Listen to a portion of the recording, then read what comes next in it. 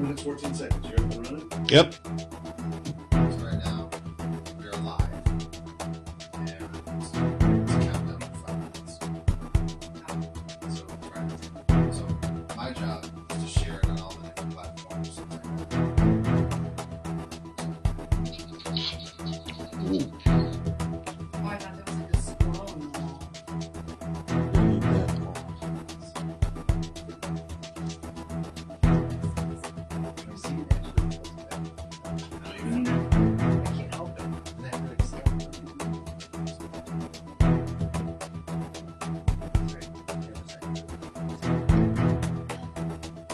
You're actually in the shot. You're just not in this picture. You're fine.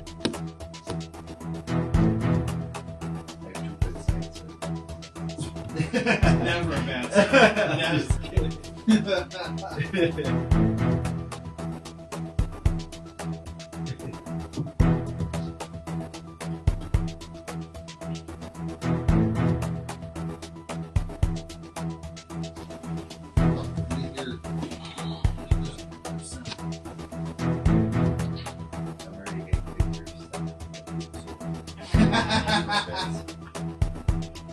Why are we hearing ourselves? I can't hear you. I can hear this. Let's just turn it off.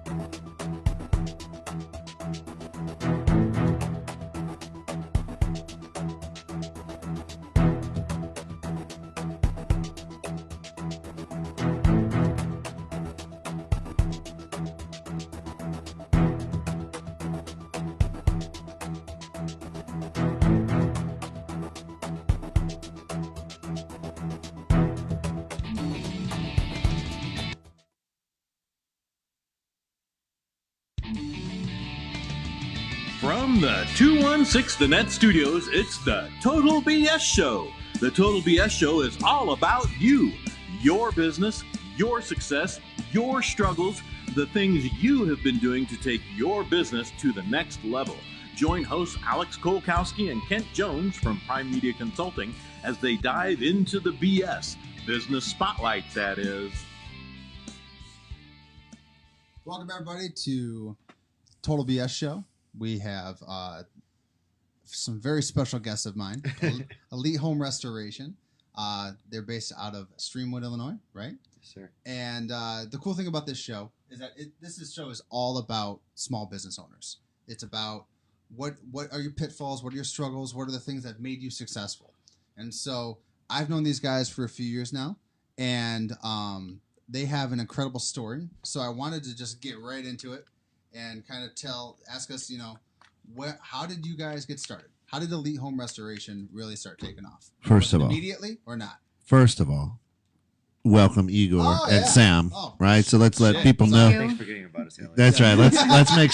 Let's make sure everybody knows who is who, which is great. So on your screen, left to right, you got Igor and Sam. Right. So I'm welcome. Igor and he's Sam. Yeah. That's right. The smart one. So the question was, tell us, Elite Home Restoration. How did you guys get cranking on that? Where'd it come from? What's going on? Oh boy. All right. Well, I'll start it off then. I guess I've always just came from a construction background. We had a family business growing up when my parents ran a roofing company, and that kind of fell apart back in 2009. And I left the construction world for a little bit, and I realized that there's no other place I can call home besides on a roof. Yeah. So I went back to it, and that's kind of when we got in the swing of things again. And I worked for a lot of general contractors at the time, doing a lot of installations and moving production along for a lot of companies. Yeah. And what else? I mean, it's So- been history since then. So you grew up. You grew up in the construction world as a kid. You did a lot of labor for your dad, who owned a company, right? Yep. So it's been in your blood, Yes. and Shingles is in their blood. yeah, and then all of a sudden, you guys just said, you know what, we should be doing this for ourselves.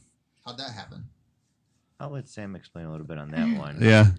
Well, so in our world, there's two ways that you can make money. You can either be a subcontractor that works for a general contractor, or you become a general contractor. Right. And when Igor was working as a subcontractor, he started to make a lot of different connections, in his head. Like, maybe this is for me. Maybe I can manage customers. I can find customers. And we kept subcontracting for a good while, but then we kind of shifted and, went just strictly to our own customer base. And that's kind of how we evolved since then. So it's in your blood. It's in your DNA, Igor. Not yours. No. But now you help run this incredible business. Suck it right in. Yeah. Yeah. He's very Yeah, persuasive. that's what I'm wondering, right? Well, I was Is- gone a lot. I mean, you lose a Full bet? I mean, what trailers happened? and subways. So when we met, I was working as a patient advocate in an oncology office. Wow. Yeah. And when he started to get more work as a subcontractor, the invoicing and management of the crews and the organization, it kind of became too much for him. So I started to work on my lunch doing all the administrative stuff. And then when the administrative stuff got to be too much, I had to leave my job. Wow. And then that's how I got devoted to roofing. That's So, cool. The big question is, how is it working together as husband and wife? Oh, I love it. You do. Mhm. You love working as husband and wife team. Yes, sir. Why? Because Because I hear great things and bad things sometimes from different, Yeah. depends on who you're talking to. oh, that's just how if you ask Sam or versus me. I mean, I enjoy it. I feel like if we have the same topic of conversation, even to talk about and move forward in one goal, it's just easier to stay on the same page and function as a family and just take vacations together and schedule everything together. It's easier. Okay. Nice. So how hard is it when situations come up where it is work, home, conflict? It's always There's work no home. difference. There's no You difference. live No. and breathe it every day. Yeah. Okay. You have a bad day at the office, it's probably going to translate to a bad day at home because you're Okay. just in that mood for the rest of the day. So some people, like we've talked to some people where it was like, I can't work with my wife. Because I want to make sure I come home to my wife and I can have my own space. She has her own space and we can just talk about the job. You're talking about something that happened at 9:00 in the morning at the dinner table sometimes. Right? Well, so when we first started dating, I had a regular 9 to 5, and part of the problems that we had was that roofing is seasonal, right? Exterior construction tends to be In Northern seasonal. Illinois, yeah. Yeah. So in the winters, I would go to work just the same as I did in the summers, and I would come home and he'd be, sleeping on the couch. But it's his right. He worked 18 to 16-hour days, and in the winter it was his time to breathe. But me working full time and coming back to that, it kind of was like uneven, but in a good, hard to say, like in a good way and in a bad way. But when our schedules are the same and we have, the same good things, the same bad things going on, it kind of helps us focus, I guess you could say. So when you left from being a subcontractor and then you went to being a more full-time general contractor. Tell me about this startup idea, the startup cost. What did you know about, and what were you like, oh crap, I didn't realize I had to do this?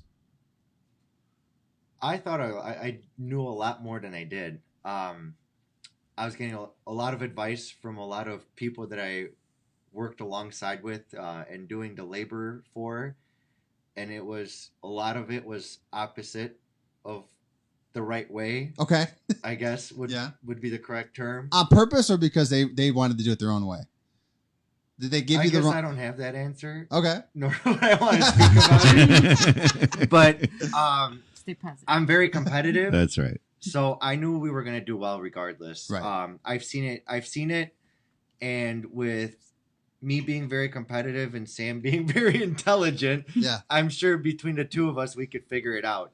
So even when I started door-to-door sales, I mean, we didn't have flyers, we didn't have anything. So I had a notebook and a pencil. Yeah. And she would order some funny-looking business cards, and I'd hand those out to people. And I think it was my knowledge of the industry and product knowledge and installation knowledge where we were able to move forward and relatively fast. Okay. So as you're doing this though, and again, I'm rolling back to your background of growing up as a laborer. Yeah. I mean, humping shingles up and down the ladder for your old man, picking up the nails on the ground, throwing, slapping the shingles down, all that good stuff. There was a pretty, once you became a business owner, there's a pretty big, oh shit moment kind of thing going on too, right? Because now it's like, oh. Oh, absolutely. Just not even 3 weeks ago, I told her, I'm like, I miss just pulling trailers from 3 a.m. till midnight. Right.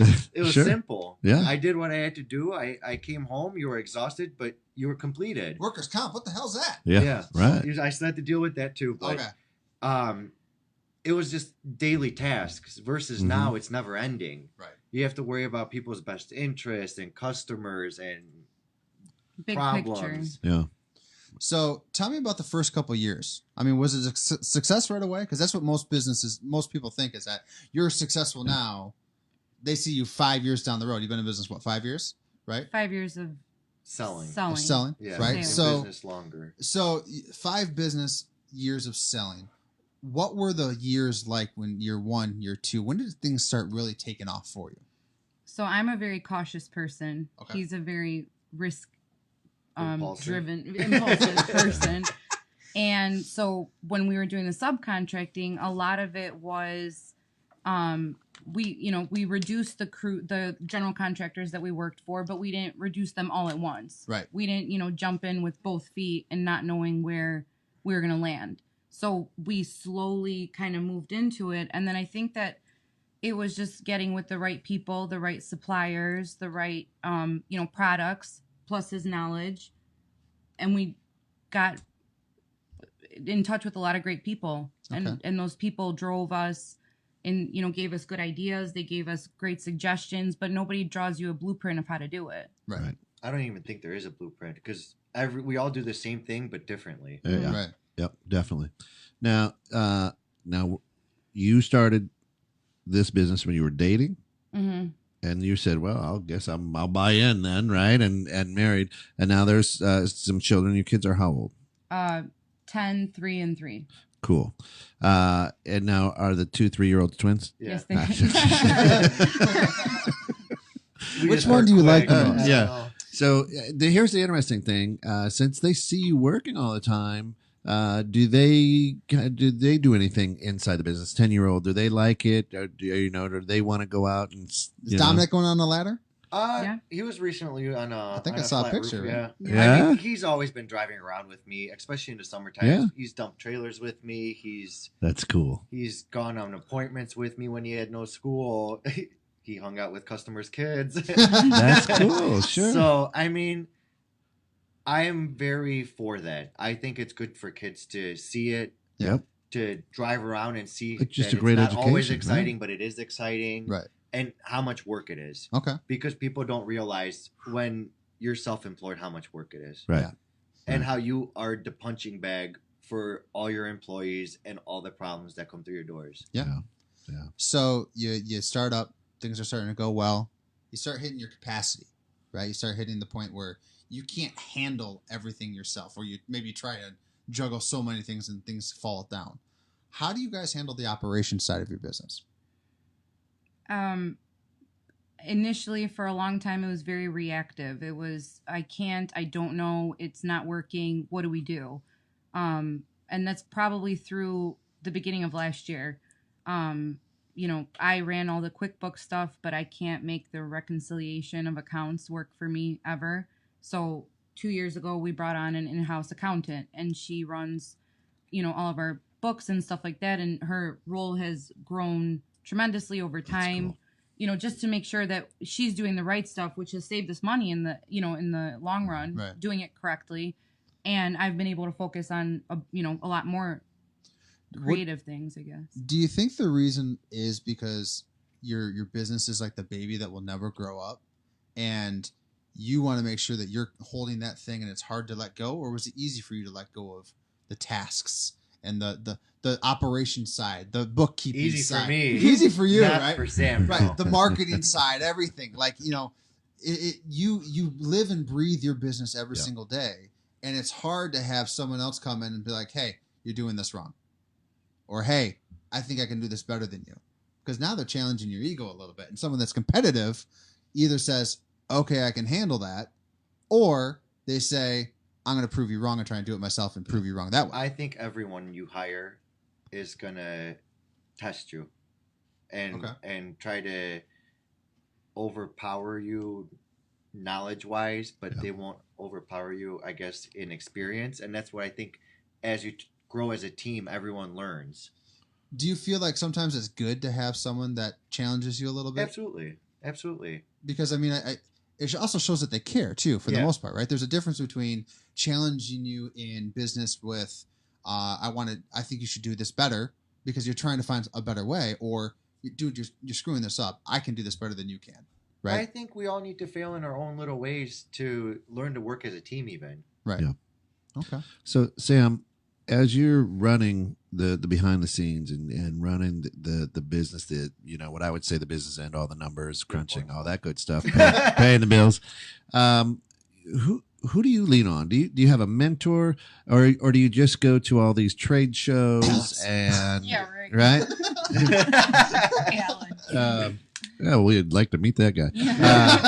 No, you know what I'm saying, because there isn't a blueprint, and you're going to feel good. You're like, man, I'm doing everything great, and all of a sudden, maybe you're like, somebody tells you, maybe if you did it this way. So do you have somebody that you work with, or is kind of a mentor to help you continue to better yourself? So I'm a huge nerd. Yeah. Don't tell anyone, but it's very true.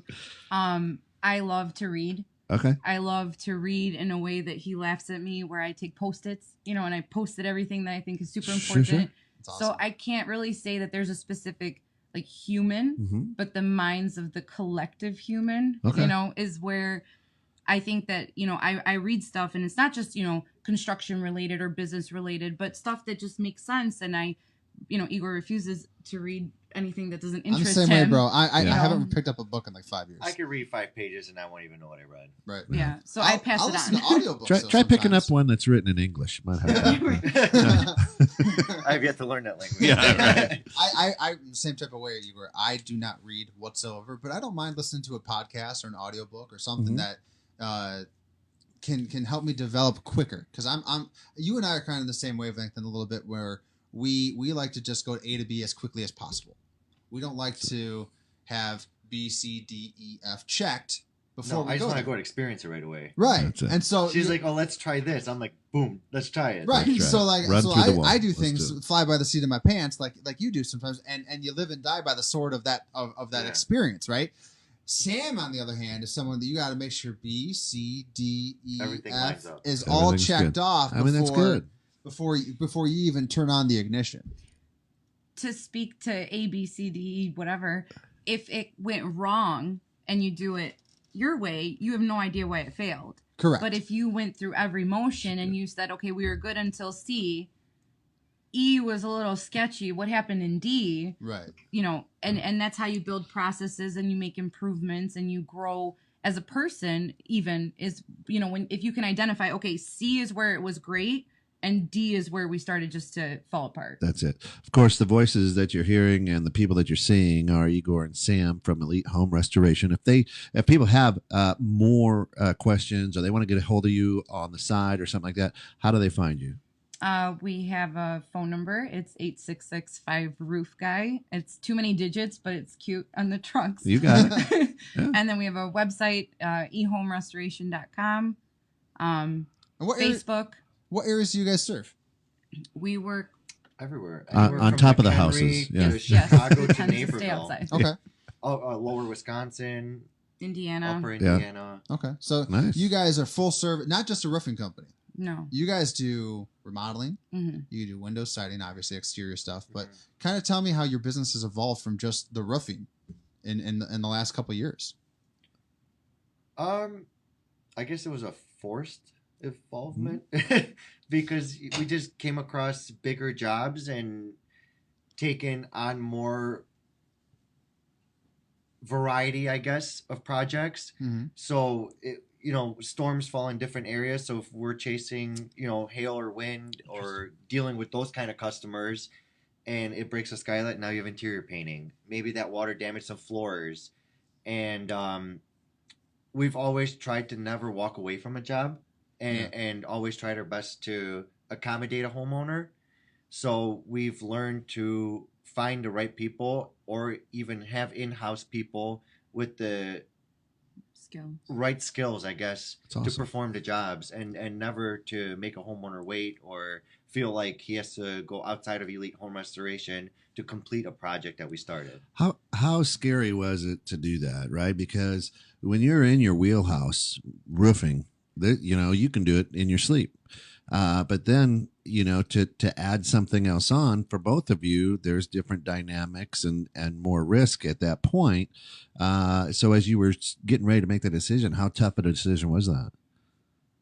I think it reflects, these people come and they have your logo on the, the contract and, your representative is from your company. So every single person that touches a homeowner's house is a reflection of your company. And you have to have, clearly defined expectations of those people. And, if there's a problem, what do you do? If there's a mistake, what do we do? We don't have the perfect process. I don't think anybody does. Nah. But I think we have a really good approach to fixing mistakes. So that kind of leads into the next question, and I think you said a little bit of it. How do you manage failure, whether it's just you personally or a team member? Is it obviously? I would assume it's easier to manage your own failure, right? Because No, it's harder. I never like to fail. Okay. I'm very competitive, like I've said, and we have a couple very competitive people that we work with within our company. So it's always like everything's a competition at our office. Right. It's It's kind of like a frat house. You just try and go Yeah. after it, right? Pretty much Yeah. it. It is. I mean, I'm always butthurt when I fail at anything. Right. Well, you should be, right? And You take I'll pride in put- what you do. I'll get so much anxiety before I am up against something that I am teeter-totting failing at. Yeah. Where I'll run it through my head so many different times where I'm prepared Because you to guys, only succeed because I can't fail at that point. I don't know how else to say it. most people think of elite home when they think elite home restoration because you guys have a really good brand in the marketplace. Yeah. You're known, right? And when they think of you, they don't really think of you guys having anxiety over failing. They don't think of you guys of the hard moments. They always see the successes, right? So what happens if a team member fails in your thing? Is it easier to coach a member that failed on your team versus yourself? Or is it kind of the same? We're all a team, so I guess if any aspect fails, we all fail. Okay. That's awesome. and where did it go wrong? I can tell you a funny, short, quick story. Hey, we've got an hour, so yeah, we okay, got all right. another Well, let me tell you 40 about the minutes. one time. Go for it. We have a Want me to a play some soft CRM. music behind Yeah, this or if anything? you, the lighting a little bit down. So we have a CRM that we manage all of our customers in, and they salespeople and crews, they upload photos so we can kind of document the project as it goes on. And one of the salespeople had a siding job, and there was a small flowering bush, which is the direct quote, that was stepped on. And it must have been, super close to the house. And it was probably, obviously it was a mistake. Nobody kicked the flowering bush on purpose. But when I got the information and, the homeowner was upset and so on and so forth, I went back to the original pictures, figure out what kind of flowering bush it was so that we could get it replaced for the person. Right. And it wasn't intentional and accidents Sure. happen, but you want to, even a small failure like stepping on someone's plant, you want to make it right in whatever way you can. And people have sentimental values towards plants. It's a thing. Is that right? It's important. It's a sensitive topic. Really? I guess that's something that we talked about this morning was how do you thank customers that do business with you? How do you continue the relationship? Because you guys are born and bred on a storm happening, right? And you guys are really hoping that you get a ton of referrals from people that have done business with you in the past. How do you nurture those relationships to continue to say, hey, a storm happened 2 years ago in Huntley. Next time a storm happens in Crystal Lake and you have someone that lives in Huntley, say, I used to lead home restoration. How do you continue that relationship, or do you guys? When we started out, and I quit my job and we lived in Huntley, Igor did a lot of service calls for free. That was just his thing, and it wasn't intentional, but he just felt bad charging people. Right. And it's kind of the same thing. Like a homeowner will call and say, I think there's an issue with the roof you installed 2 years ago. We go out there and the husband nailed Christmas lights to a shingle and it's leaking through the roof. But he'll caulk it, replace the shingle, take care of it. What's the charge? There is no charge. It's taking care of the people, even if it's not perfect, and even if there's a mistake, you can always fix it. You can always make it better. It's construction. It's not a tattoo. It's not permanent. Right. Okay. Speaking of tats, who's your artist? Well, I've had a few. Yeah. Yeah. When's the last time you inked up, and are you itching for another one? Oh, I was actually just talking about getting my back done last week. Really? Have you seen this? Have you seen this since I Yeah, started? look at Serious. That's Boy. a serious move. I'm We're a- laughing. Big I'm time. like, can you believe Alec has got a tattoo? Big I time. was a little bitch. Did you cry your way through that one? Please, oh, please, no, Lord. But I mean, And he was just drawing it at that point. yeah, Yeah, it it was just that was still just the a paper. pen. That's right. That's funny. But yeah, so now we talked a little bit about failure, right? And we talked about the team. How is it building a team? You started with just you two, right? Yes. How did you add was the first employee the hardest employee to hire, or has it been progressively as the team goes, handling the variety of sectors that you guys work with and the team members that you have? Is it harder handling one or multiple, or is it all the same? Oh, Sorry, a lot of go questions ahead, there. Sam. Okay. You're the operations I think lady. Right, got it. It's Okay. very hard to build a team. I Yeah. think it's No, harder to build a married. team that has to fit together. So Yeah. as you add more pieces, we have our people who've been with us 4 or 5 years from the beginning. You Yeah. know, they Mike and Brian. come to our shout out. They Hey. come to our kids, birthday parties. Yeah. We do elite home restoration family picnics. I know. I'm still waiting for the invitation. Yeah, well, And- next time. And if those guys are watching, lunch is over. Get back to work. Yeah, guys. please get back to it.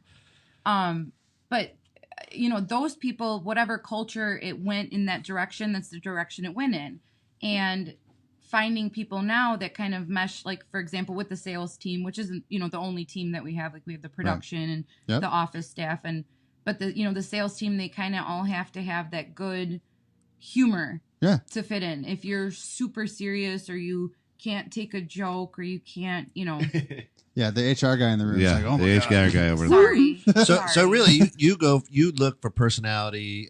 I mean, somebody might have 100 years of experience, but have the wrong personality to fit in with the team. And you're going to say, and maybe somebody's got the right personality, only maybe a year or two of experience. You're going to go with the one that's going to fit personality wise. And I think that they're the most successful. I think Yeah. that if you can, That's cool. the culture is what it is, and Mhm. you want to build a good culture and have happy people, I think and that's cool. you make adjustments, but people have to work together. A lot of our sales guys, they help each other out, even though they don't have to. So let me ask you a question. Vince says he has 5 more minutes left. For lunch? Should he be going back to How lunch? many breaks did he take before lunch? That's I'm sure a good- he hasn't taken his face off the computer. So you guys 32, 33, right? You're young people just like Wow. us, Babies. And how was it hiring people that may be older than you? Was it respect issues? Refreshing. Was it? It was okay. Yeah, it was refreshing. Yeah. Okay.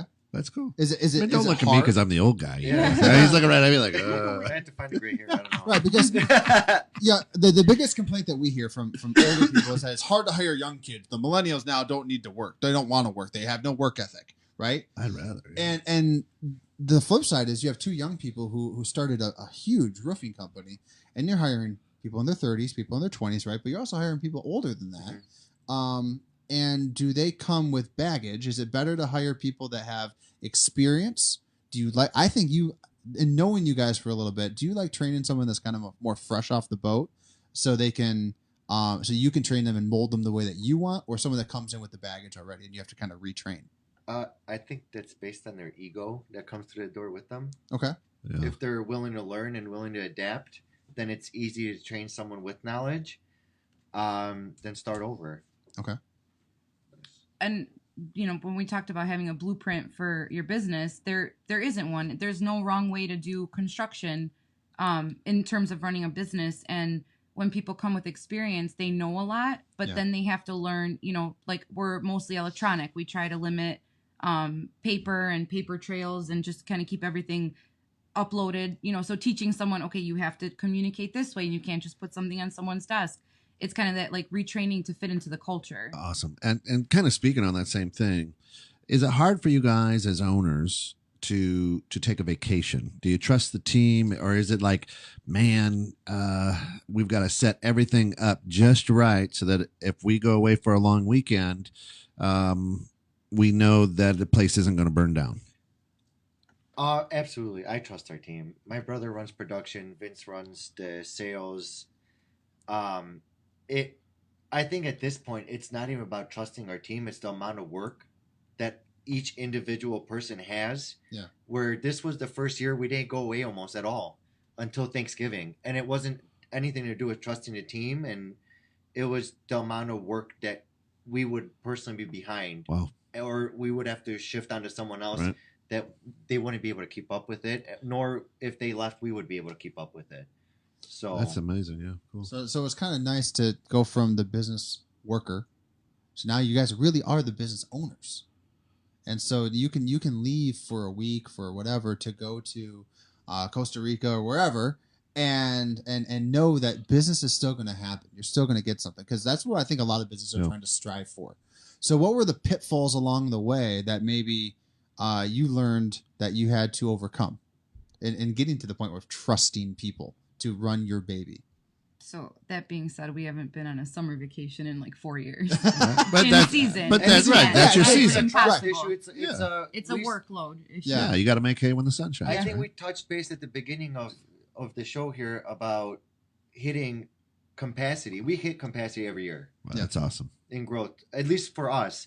And we try and hire more and more people every year, but the team grows every year. So we get more business every year. Right. So we're kind of back in the same spot every year with trying to accommodate, I guess, the amount of work we do. So you've been doing this. It's been part of your life forever. Have you ever gotten just burned out? Be like, oh my gosh, I just want to go sell shoes at Sears. Maybe not shoes, She's exhausted. right? How But many I times mean, have you wanted to fire yourself? yeah, I will, but it's about accountability too, Right. because I hold myself extremely accountable. I'm at the office every day, 9 to 5. If I'm late, I'm just like, oh my God, I'm late. And then, I walk in and I'm like, who am I late to? right. Right. You're like, That's my office. That's cool though. Yeah. But it's that kind of, that expectation that you need to be at work by 9. You are going to work till 5, 4:30, 5 o'clock. And, you set those requirements of yourself. And then when you do it, I think that other people see it and they kind of want, if you're that business owner who's never around, who's really tan all the time, and Right. your Sam kids. bronchitis for like 2 months before she went to a doctor. She didn't want to miss work. Right. Like Wow. you go, and that's okay too, right? Yeah. That's Yeah. just a different way. But I think that when you're dedicated and you're present physically, even though I could work from home and do a lot of the same stuff, it kind of drives people to, okay, if she's here and she's not feeling well, but she's showing up every day, then I should too. See, and I think that's amazing. I love Gordon Ramsay, so I watch To Hell and Back or whatever that is, where he goes in to a restaurant and in 24 hours, they revamp it and whatever. And he always picks these where the kids have grown up in the business and now they own the business and they're not even present. They're like, they've lost all their passion for it. So that's why I was asking. I mean, I think that's pretty cool that all these years later, you still have that passion, to keep building and getting better and bigger and stronger and have a better team. I think that's cool. Do you ever get the itch to take your foot off the gas and just let it? This year was the first year I wanted to break a little bit. Yeah. Because I think that's what a lot of business owners feel is that I hustle, I grind, I get some business, I get more business, and then I'm starting to make real money. I deserve this. I deserve a break. I deserve to go down. And then they start going to peaks and valleys. And there's a lot of businesses that fail because they feel like they deserve something quicker. And I've been guilty of that in the past too, of like, hey, I'll go see a movie at 1:00 in the afternoon because damn it, I deserve it. Right? Now I bring my movie into the movie theater. I bring my laptop and I work in the movie theater. I figure a way He's around. pirating him. Yeah. So, Right. No, I'm working. That's a side business. Totally doing that. Totally doing that. But I mean, how often do you see in your industry people that own businesses, could be really, really good companies, but they can't get over themselves or what they feel that they deserve, that ultimately is their doom? How prematurely people take the foot off the gas, Yeah. I think is the thing. Because if you, I read in a book somewhere, it said, Really? in a That's book, amazing. Secret nerd. Igor read it in the book. Yeah, I told She you was about it. He listening. really liked that Right. idea. He said it was great. The author must be super smart. But the author said that if you are a small business or you want to be, in business for yourself, 40 to 60 hour work weeks expected of you. Expected. 5 to 10 years. Yeah. So depending on, how big you're going to be or how big you want to be, 5 to 10 years. Wow. And Sure. I can say that, for example, when I quit my job, I've been working 40 to 60 hour weeks doing different things, right? Like I hired Joanna, our accountant. So like she does that now. Yeah. But I haven't Still there. reduced my hours because I hired an accountant. I just found more to do. And that's where husband and wife team, I think, Yeah. really gives us the advantage. Because when I was exhausted to the point where I wanted to pump the brakes a little bit, she's like, "There's no pumping the brakes." And when she gets like that, then we give each Right. other pep talks. Right. Get your ass back out there. Yeah. Boy. So all of a sudden now, you guys have turned it off. You've left the office. You're at 10 years old. That must be 5th grade, right? Yeah. So I got a 10-year-old as well. So you're at the chorus concert, and everybody comes up to you and say, "Oh, hey man, listen, I got this thing going on with my trim and my fascia and all this stuff, right?" Those are their terms. They know what they're talking about. Yes. And so you can never turn it The off phalanges. because people are always coming up to you wanting free advice. How do you handle that? Do you roll your eyes and go, "Oh yeah, okay, Christ," or is it, do you answer it, or do you just say, "You know what, right now is not the right time to talk about it. Call me tomorrow"? How do you guys handle that, where you can never turn it off? I love talking to people, and I love helping people. Yeah. So if I can help solve a problem for someone, I will. That's No awesome. matter what time of day. I've been at homeowners' houses at 10:00 at night, 4 in the morning. Did they know you were there? Weekends in snowstorms. I'll be attested because we were finishing our basement 2 years ago. Yeah. And you came over because I didn't know what the hell I needed to do for something.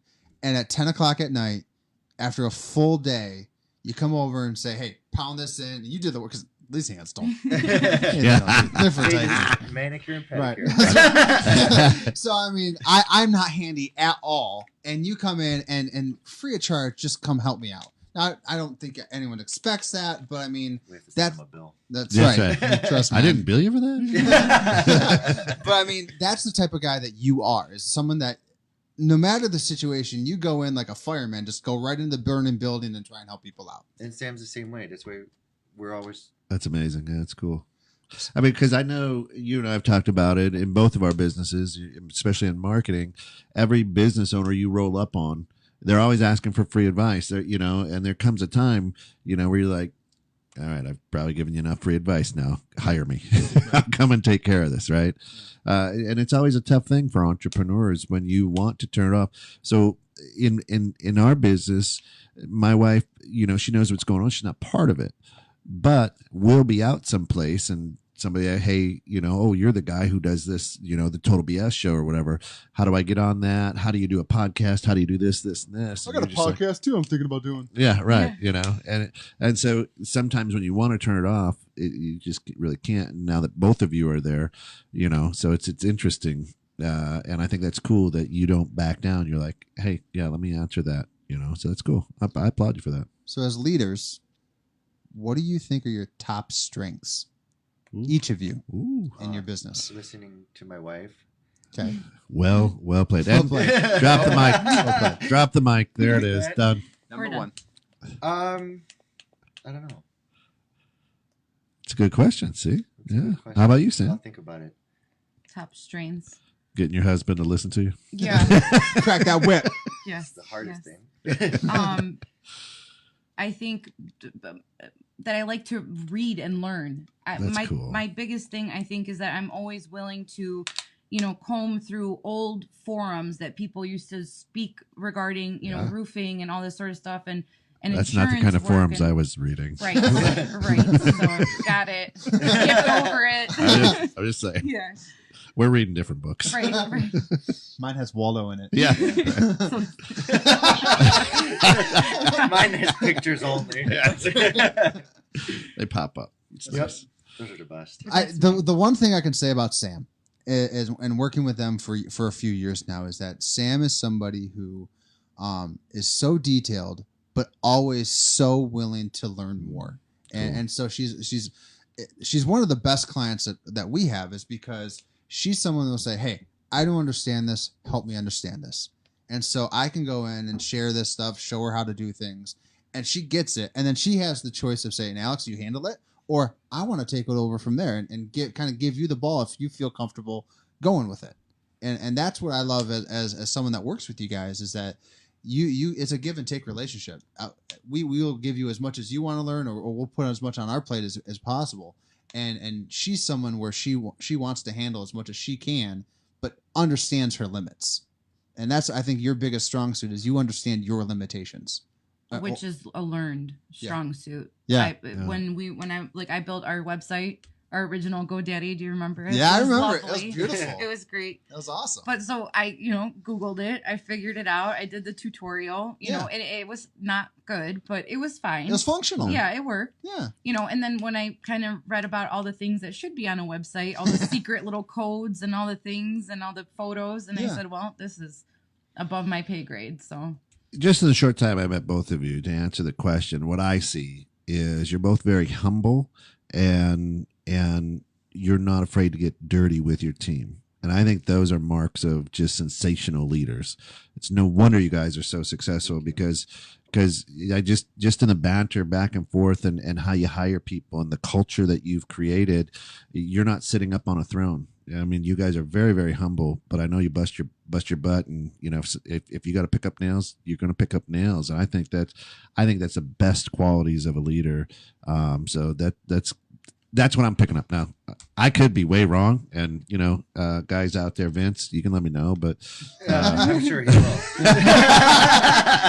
So you're not the only roofer in town, though. No. I mean, there's Yeah. just throw a stone and you'll find 10 roofers, Yes, right? sir.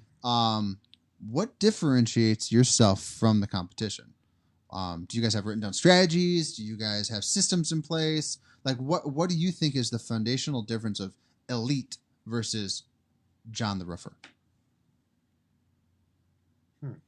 It's Good the question. same thing. So it's the impression. I think it's once you meet people, for example, when somebody meets Igor, it's just they're gonna go with Igor. He knows what he's talking about. On Saturday, it was really bad outside, right? It was raining, Right. snowing, whatever it was doing. It was very gross. And we had like 6 flat roof leaks that came in. And, they weren't anything that we did. It wasn't a project that we've completed. They're just old roofs and they were leaking. And, 9:30, he looks at me. He's like, well, I got to go. I said, all right, we'll see ya. And I'm like, is anybody going to go help you? He's like, I don't know, but I have to go.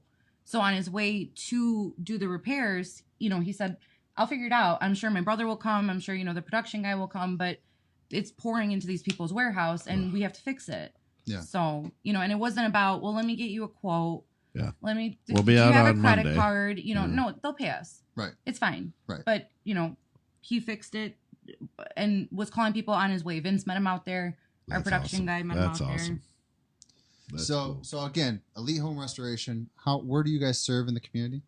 We, as north of Lake Geneva area, Wisconsin, south to Joliet. We did a couple roofs in Peoria this year. Awesome. And then Naperville, Indiana, Yeah. Upper Indiana. Okay. North, what is it? Northwest Indiana. And how would they find you? 8665 Roof Guy, Or your website? ehomerestoration.com. Awesome. Now, as You you have to do grow the your next one. as you grow your business, You're really good at it. people keep Thank you. tugging at you, saying, "Hey, you should spend money in the Clipper magazine. You should spend money on billboards. You should Yeah. spend money on all over the place, right?" Everyone thinks you have unlimited supply because you're a successful company now, right? By the way, did we get their money? Yeah, we Pete? did. We're good. All right. So, but how do you handle the marketing side of your business? Do you have a budget in mind? Is it fly by the whatever sounds good? I do.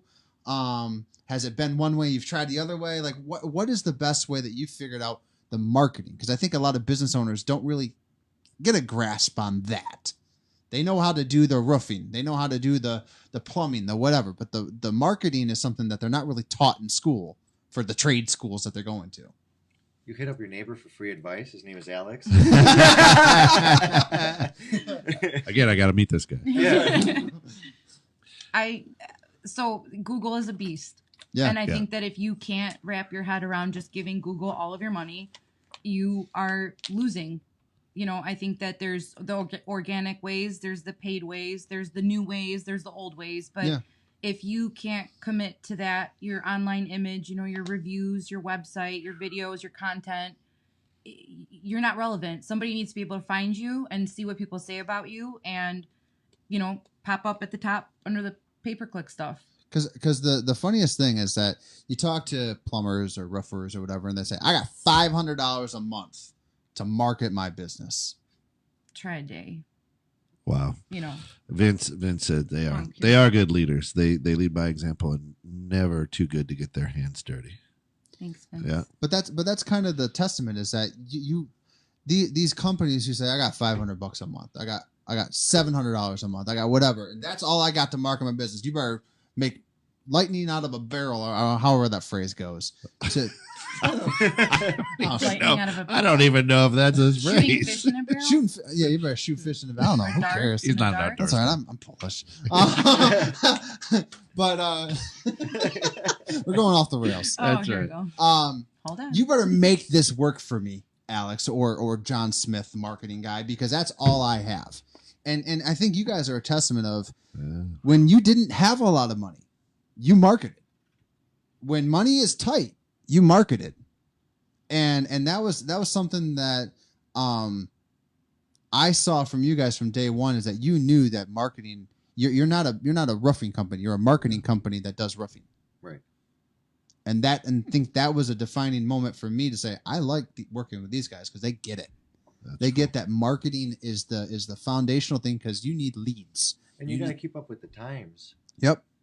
So many people sit and coast. They take their foot off the gas. They're not looking at what's the next trend. How big is Facebook going in? Is it something? Is it TikTok? Is it LinkedIn? Is it whatever? How big is social media versus Google? Google is the beast. If you're not spending money on Google, you're missing out the boat, because that's how people are searching. So how often do you have like a weekly meeting, a monthly meeting to go over that kind of thing? Because with a lot of small businesses, hey, this worked great, I'm going to keep doing it. Right. Because it worked great for 2019. Or the phone book card comes Right. once a year. I'll see you when it's time for renewal on the phone book. Yeah. So how often do you guys strategize or meet to talk about those things, the trends? Are we doing it right? Are we not doing it right? Should we be doing something different? Well, we're married, so we meet daily. Yeah. But it goes to the husband and wife thing where, we don't have to talk about, if it's just among, the business Yeah. owners, if you will, we don't have to talk about it because we're in the office and we hear the phones ringing. And if they're not ringing, we're doing something wrong. Yeah. You know, but if you're not present, then you don't know. Well, I mean, and that's one of the things I appreciate about you guys the most, and I never take offense, is I get a call like, what the hell? What's going on? How can we do more? How can we do better? Yeah. What is the next thing to improve? Mm-hmm. And that's what I've always asked for in a client, is someone that's engaged. And so I love having those meetings whenever we can do them, to be like, hey, here's what's working. You know, we were doing pay-per-click. What's the next thing? You know, we were doing SEO. How do we improve that? What's the next keyword? What's the next thing that's going to be happening? And so you guys are constantly on the ball because you realize that you have to be. Yeah. And I think that's one of your strongest suits, is that you realize, again, like I said, you're a marketing company first that does roofing as the means to the end. And you've always had that as the forefront. And that's really cool. That is cool. But how do you have people that try and take advantage of that? How do you stop that? Do you have a process in mind of someone knocking on the door? Hey, do you want to try this? Do you want to try that? Do you want to try this? One lead pays for it. If I throw it away, I'm not advertising in it. Okay. You know, whatever that is. I won't name things, but if I don't open it, I'm not paying for it. We actually just got a call on our roof guy number that said that they were from some company that saw one of our trucks.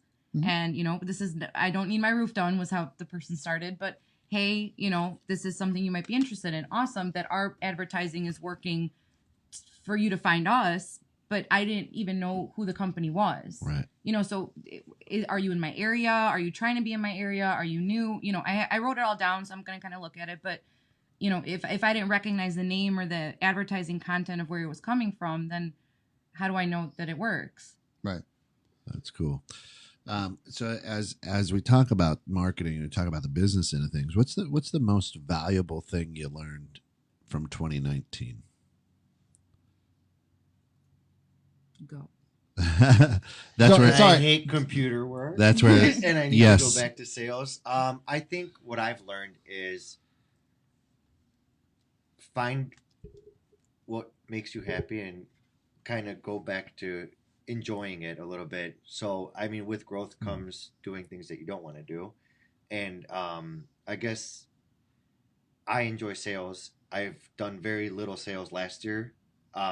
But we do what we got to do to keep the wheel moving. Yeah. And learning that, we know that we have to hire some people for certain positions, so we can free up ourselves to do things that are fun and exciting, at least half the time. Sure. Not all the time. And I know I said you're not a reader, and I know that may be the case, but I know you do listen to a lot of different people. Yes. And I know one of the persons that you do listen to, the same person I listen to, is Gary Vee. Yes. And what he always says is double down on what you're good at and let someone else handle the stuff that you're not good at. Yeah. And I think that's been one of your strong suits and I think that's nice about you is that you said you're getting back to doubling down on the sales because that's what you're passionate about. Let somebody else handle the operations, production, the marketing, the whatever. You want to be part of the sales. You want to build your sales team. So I think that's awesome. So anything you want to add to that? What I learned? Yeah. What's your lesson? Set impossible goals. Really? I think, honest to God, I think we've had a lot of really good things happen. We've had, you know, issues, problems, whatever the case may be. But I think that if you set impossible goals, you're always, you know, showing up 9 to 5. You're always working. You're always thinking. You're always, you know, how many times I screenshot stuff that I'm like, oh, this is really good. I have to look at this, but later. You know, just always evolving who you are, what you do, why you do it, and what your goal is for the next year or the next day or, you know, whatever it is. So when it's goal setting and you're talking to your team, because it's not just your goals, it's individual team member goals too, right? Because you're trying to help grow the business by helping the team members grow their book of business. How do you help them set their goals? Is it more personal? Is it like you swung 500 doors this last year and you had 47 appointments this year? If you want to double your business, you need to swing 1,000 doors and have 96 appointments. Raise your price 10%. Right. You need to raise your price or whatever. So like, what is your way of managing people's goals? Teaching them.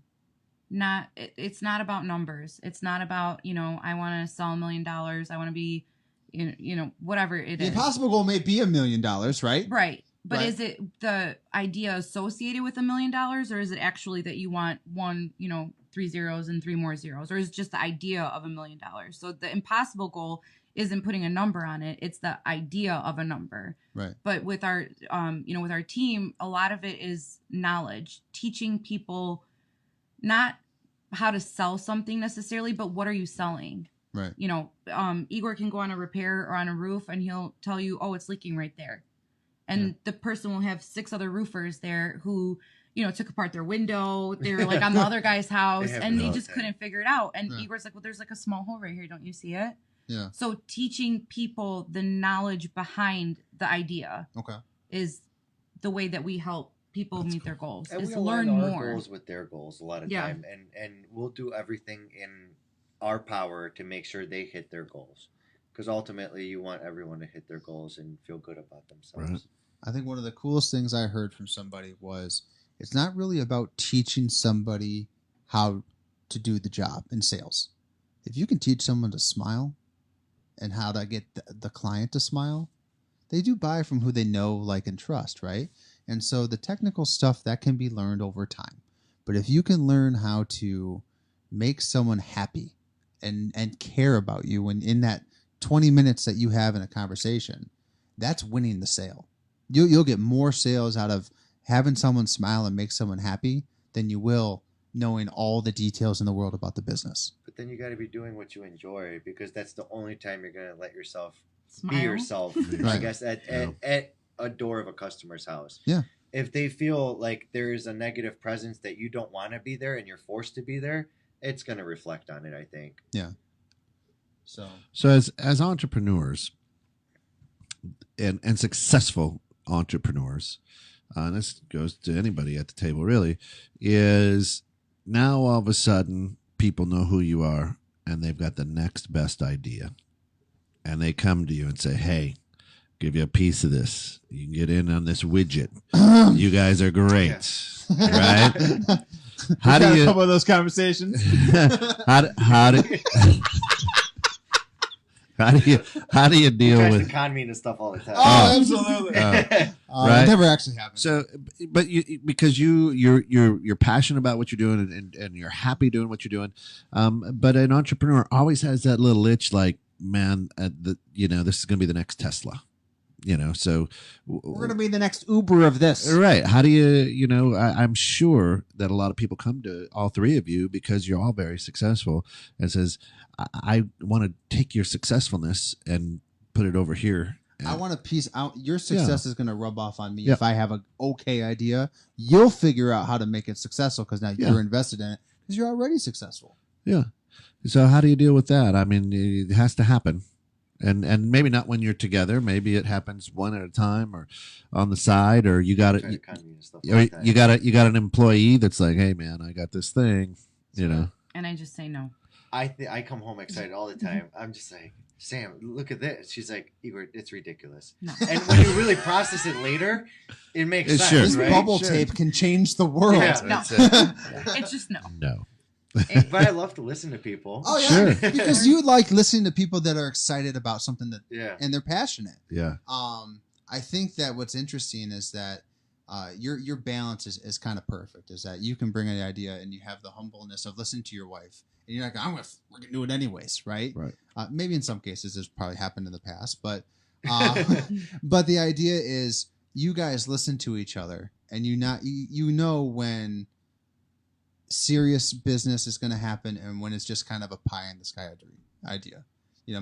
The medical marijuana delivery service sounds like a great idea, but who's going to be the one that executes it? Right? Who's going to be the one that handles all these other different projects? You have a baby right here that you guys are already at capacity and you're trying to figure this out and grow it even more. Can you really handle 17 other different businesses?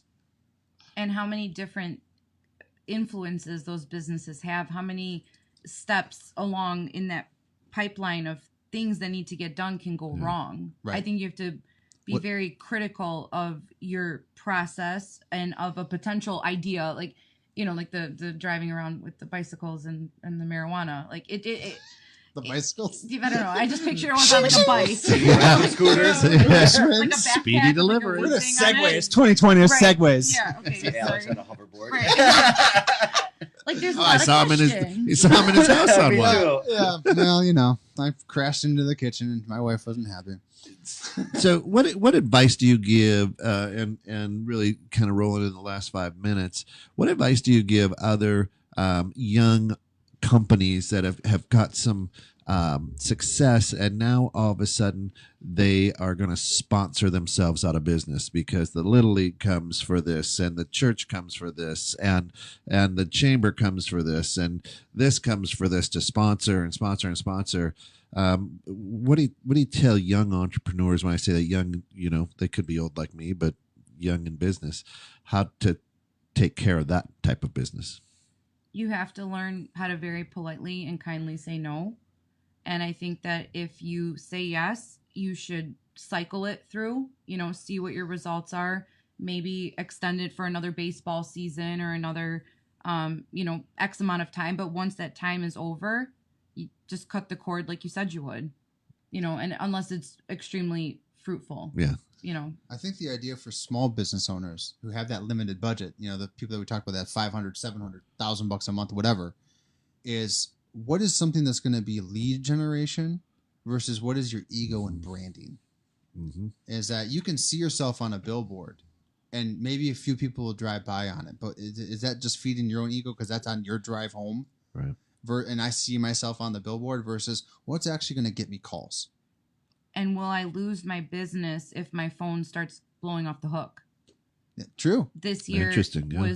we had a lady at the front desk who was only answering phones because anywho, in July, very let's humble, say, Very humble. very humble. Yeah, Alex is our other humble partner. But in July, our phones wouldn't stop ringing. And Yeah. so when we started to, we forgot about one, or the message pad got thrown away, or and then someone's calling you back and saying, well, you guys were highly recommended, or they've worked with you and now you're not calling me back. Are you going to lose your business if it That's takes off? interesting, Are you yeah. doing too many things that, Right. what if everything works? Right. If Wow. nothing works, then you It's change, brilliant. Yeah. change your plan. But what if it all works? Yeah. Then what? So Uh-oh. with the last minute You that we have pretty much Yeah. going into the show, last question. Actually, it's a two-part question. One, what's the goal for 2020? And two, what's the goal that you can tell another business owner that they should be looking at for 2020? Because you might be in two different Oh, way spots. to throw a curveball at the end here. Yeah. Didn't prepare for that one, huh? Goals for 2020. Get better at balancing life and not lose focus of the bits and pieces throughout the day. I personally want to focus more on spending more time with the kids and doing more activities with them. Yeah. And not bringing the stress of work home. That Yeah. would be a big one for me. Yeah. Okay. Appreciating everything a little bit more, Yes. especially when you do have that free time, utilizing it better. What about you, Sam? What's your 2020 goal? set impossible goals. Set impossible. Okay. Okay. Now, She's doing the opposite of me. Did you read that? I did. It was in that other book. yeah. Yeah. Okay. I Now, told Igor about for the it. young entrepreneur that might happens to catch this show, what should they do this year to really grow their business? Set impossible goals. Set impossible goals. And put money in the right places and Slow down and think. I like that. Yeah. Think and about don't what do you're the doing. I deserve thing. Yeah. And be humble with it and realize that you have a long road ahead of you. So just Slow plan down. smart Awesome. That's and it. save your money. Because Fantastic. if you Save do it. take off, you'll need it. That's one of the things I learned is that, I felt like I earned it. I want to spend it. And finally I got to the point where it was, what am I doing? Yeah. I have all this stupid shit. And it doesn't make you happy. No, it's funny because you have people and you hear that money doesn't make you happy. It's like, oh, screw you. You don't have. Once I get money, and then I'll be happy, and I'll be the judge of that. I'd rather cry in a Ferrari. Yeah, it's crazy. Fat guys can't get in Ferraris. I'll take a truck. This friend going in an Escalade or something. I don't know. But like, it's amazing how the I deserve it mentality of, man, I've done so well, but saving your money is huge. Like for the first time, a year and a half ago, 2 years ago, I think it was, that we said, you know what, we're gonna stop being children and start being adults and actually save our money. That's And it's cool. made all the difference in the world. Like, it's crazy how that small change of flipping the switch of I deserve it to I should do this, and stopping to think about it, Slow like you down. said, slow down. But invest it Like into that. something that's going to drive your business. Yeah, But not all at once. You can't have it all. You Right. can't. Yeah. You have to pick and choose what you want versus what you need versus what you desire. right. I struggle with it. Yes, you do. So That's why you're one, good balance. Yeah. so one last time, how do people hear about Elite Home Restoration? How can we get in contact with you It's guys? your You're turn. great at it. 866-5 Roof Guy has one too many numbers. Okay, And ehomerestoration.com. okay. And where do you serve? Uh, All the Chicagoland area. all the Chicagoland area, southern Wisconsin, northwest Indiana. Awesome. Well, thank you guys so much. Yeah, awesome. Thanks for Coming on having the You show. guys are It's a great. great time. Appreciate Thank it. you. And I think we have a little bit of a commercial that we're going to try and play for you guys. Here we go. So we'll check it out.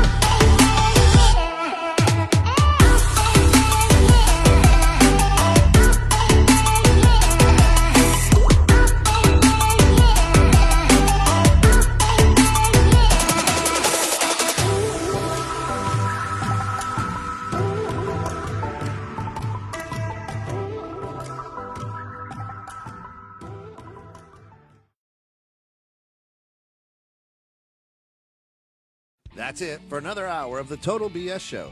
If you enjoyed this past hour, please like and subscribe to our Facebook and YouTube channels.